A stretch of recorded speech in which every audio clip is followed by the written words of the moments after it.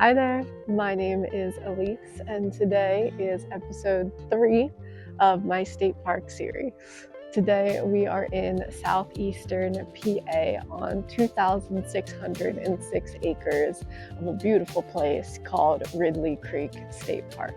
Many moons ago, this land was home to the Lenni Lenape before the English Quakers displaced them and took ownership until the 20th century. There was a mill inside of the park, and it was used for many purposes throughout its life.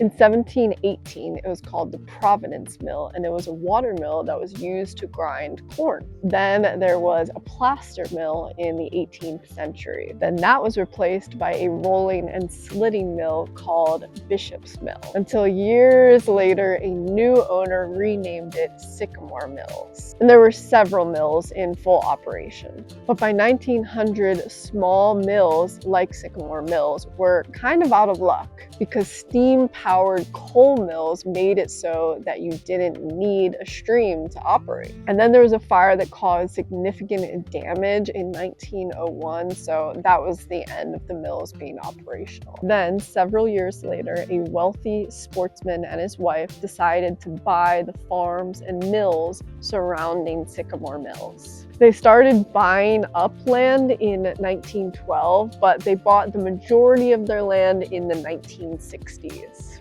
By 1918, they had built a large mansion around an old farmhouse from 1789. And at this time, 24 other historic properties were located on the ground. And it was a lot of farmsteads that were acquired through family ownership since the 17th century.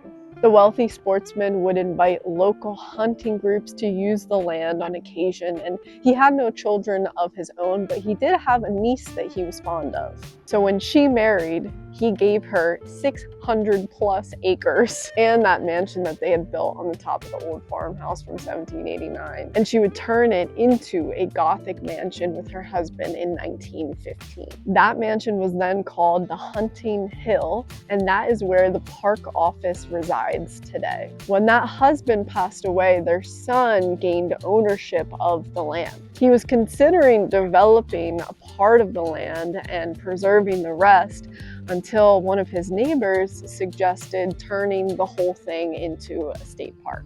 Eventually, the land was purchased as park property during the 1960s with Project 70 funds and developed with Land and Water Conservation Fund monies. Project 70 Land Acquisition and Borrowing Act is a public lands acquisition law enacted in the Commonwealth of Pennsylvania on the 22nd of June in 1964. It permits the state to issue bonds for the purchase of lands for public parks, reservoirs, and other conservation, recreation, and historical preservation purposes, and to coordinate those purchases with local governments. The park was then opened to the public in August of 1972. Today, the miller's house, the office, library, and several small mill workers' dwellings are currently used as private residences. And in 2024, Ridley Creek State Park was added to the National Old Growth Forest Network. Let me know in the comments if I missed anything about this park, if you added it to your list, and which state park you want to see next. Thank you so much for watching. Much love, and until I see you next, peace out.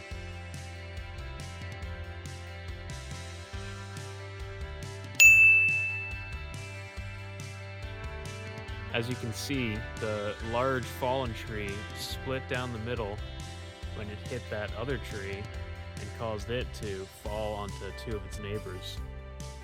And now it's just waiting to fall, I guess. It's pretty epic. Fun fact, there was actually once a wizard here that had a major battle, and after the battle this tree was cracked and they were forced to left. Oh, I messed up left. They were forced to leave. My tail. And they were forced to leave their walking stick of wizardry.